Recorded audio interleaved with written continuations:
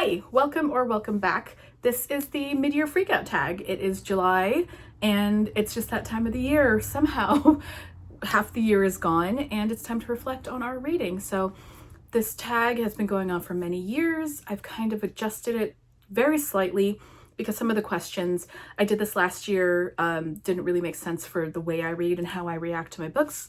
And I'm realizing now that if I did this last year, I've been doing this channel for at least a year now. I don't remember when, maybe May was when I started just making videos. Don't remember, but yay me. Yeah, it's been a very weird reading year for me, but I still managed to put together some stuff. I still had some good reads, so let's get into it. The first question is the best book I've read this year. So I thought there would be a contest for this, but when I think about it, no, there's no contest. Best book is The Raven Scholar by Antonia Hodgson. I thought that there was some competition from A Drop of Corruption by Robert Jackson Bennett because I really anticipated it. I really liked it, but Raven Scholar was just, there was something about it. My brain loved it. I loved every moment of it. I loved every part of it. It was so good. I devoured it. I read this in like 24 hours, which is, you know, for how thick this book is. I really liked it a lot, and it's getting so much good buzz, and I'm so excited that so many people are loving it, and it's a popular book that is so good and so many people are loving. Like, that is so exciting to me. If you haven't checked it out yet, please do, but this is definitely my favorite read of the year as of right now, and it's gonna be something very special that dethrones it. Question number 2 is the best sequel that you've read so far this year. For me, that is going to be the entirety, okay, not the entirety because there are some duds, but book 8 in the Psy-Changeling Trinity series by Nalini Singh. This is Primal Mirror. So Nalini Singh has this long-running Psy-Changeling series. She had like a first season that was just Psy-Changeling. That was about 13 books. And now we're in like the second season.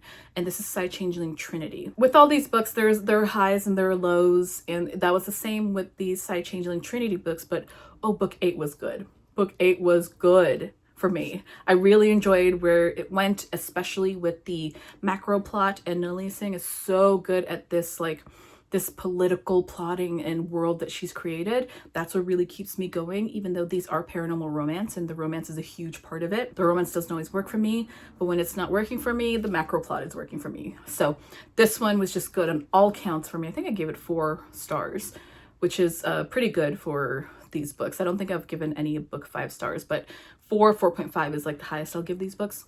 So yeah, best sequel I've read this year by far. Next question is a new release that I haven't read yet and I want to. Return to the Sistah Samurai. I'm in a reading slump right now. I was very excited to get this. I pre-ordered it. It came, the release date was Juneteenth this year. I got it, my pre-order, like the week before. And I am very excited to read this, but I am in a slump.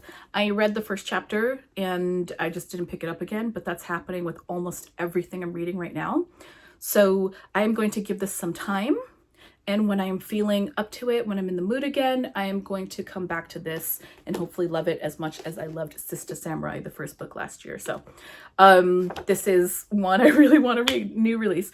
There's quite a few other 2025 releases, but this is at the top of the list. Okay, now next question is most anticipated release for the second half of the year.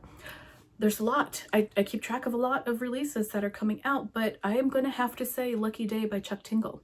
Not just me, but my husband is also very excited about this. We both love Chuck Tingle and especially the horror novels that he's been coming out with. So we're both very excited for this. And that reminds me that I really need to see if we can still get tickets to his book tour when he stops in LA. I do have other releases I'm excited about. There's a T. Kingfisher, there is a new Fonda Lee, there's a new Ken Liu, there's just a bunch of stuff coming out.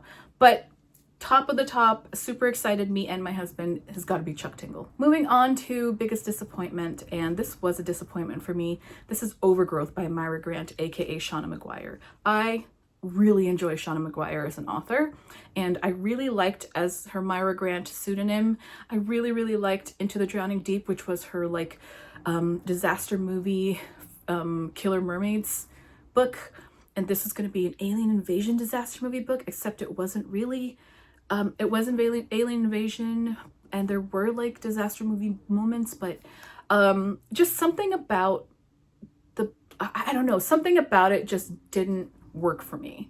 And that's so disappointing for me to say because I usually really enjoy Shauna Maguire, but something about post-invasion didn't work for me and where everything was going in this story. I can understand the decisions that she made and the decisions that were made, you know, for the plot and the writing and for the most part, but there's some parts where I'm just like, I don't like this at all.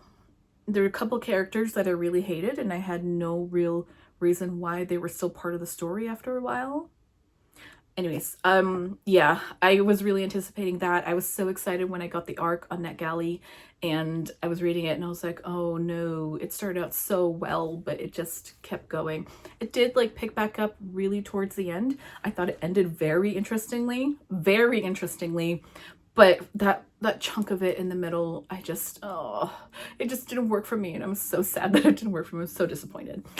So yeah, Overgrowth. Biggest surprise of the year, that was super easy for me to pick, Of Monsters and Mainframes by Barbara Truelove.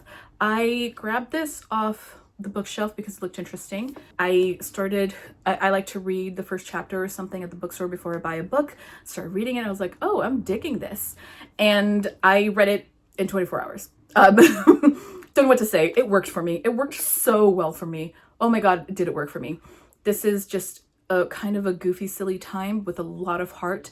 And I think if you can meet this book where it is, it's really going to work for you. I really liked it. It's goofy in that it's mashing up like classic movie monsters like Dracula and Cthulhu stuff and werewolves and all that kind of stuff. But it's set in space and our main character is the AI of this spaceship. It was so much fun. I had so much fun with this. I met it where Barbara Truelove was coming from, and it just really worked for me. So biggest, happiest surprise of the year. Favorite new author to me, whether this is debut or an author I haven't read before, Antonia Hodgson. She just wrote the shit out of The Raven Scholar, and I am just so excited. I am curious to see I know I think she's written like mysteries before, like genre mysteries before, so I am very curious to go back and see what that is like from her. But what she pumped out in The Raven Scholar was just so good. I am so excited for the next book, and I think she has the potential to become a favorite author. Okay, part of the change I made is that I don't know where I don't remember where these questions were, but there was the question of like, who is your book crush and who is your new favorite character? I don't tend to read books like that. I don't read romances, so I don't really crush on any characters. And I just don't tend to connect with characters in that fashion anymore. And I don't really even have a real favorite character. Like, even though I love The Raven Scholar, I wouldn't call any of them a new favorite character. So if there's any character that I love the most this year, it's not a new favorite because that would be from A Drop of Corruption, and, you know, it's the second book in a series, so I already loved them from the start. So I also combined the two questions that were, one was, what is a book that made you cry? And what is a book that made you happy? I don't tend to cry a lot. I don't think I cried at any book that came out this year, and happy is like, I don't know. So I combined them and I changed this question to, what is the book that elicited the most emotions from you? Negative, positive, happy, sad, whatever. And immediately, Bunny. I did a whole reading vlog, a TBR swap with my friend Ashley, where we picked a TBR for each other, and Bunny was one of the backup books. And I vlogged my reactions to this. If you know Bunny, if you've read Bunny, you can go watch all my reactions. If you have not read Bunny, do not watch it. Read Bunny first, and then go back and watch it if you're interested to see what my reactions are. Like, truly, if you don't know anything about Bunny, don't look anything up, just read it. Okay? Yeah. So yes, I would say Bunny is the book that elicited the most reactions from me across the board. Just across the board. The most reactions Bunny got out of me. Although, oh my God, a book that did make me cry, or like kind of cry, is quite a few of the Psy-Changeling Trinity books, because there is a specific like plot that is happening, and one of the races in this world, they're facing extinction, and there's one book where they're doing just general background snippets of how people are reacting to trying to do their best to save themselves and the people around them. And there's a lot about everything that they were trying to do to save children. And that always gets me, so that made me boohoo a little bit. So I would say that, yeah, Psy-Changeling, Trinity, like, they got me a little bit. They got me a little misty, so... But yeah, across the board, bunny. The next question is, what books do I need to read by the end of the year? Need is... I am a mood reader, so there's nothing I need to read by the end of the year other than ARCs that I have, advanced reader copies that I have. I read when I want to read, so there's nothing I need to read. So for this question, I just count up what ARCs I have. So first, for my digital ARCs, I do have an ARC of Red City by Marie Lu. This is her adult debut. She is very famous, popular for writing a bunch of YA, dystopian fantasy sci-fi. I read a lot of Marie Lu back in the day. So I'm very excited for this. I think it's like urban fantasy-ish debut. So that is not out till October, so I'm excited to read that. And then also I have an ARC of My Name Isn't Paul by Drew Huff.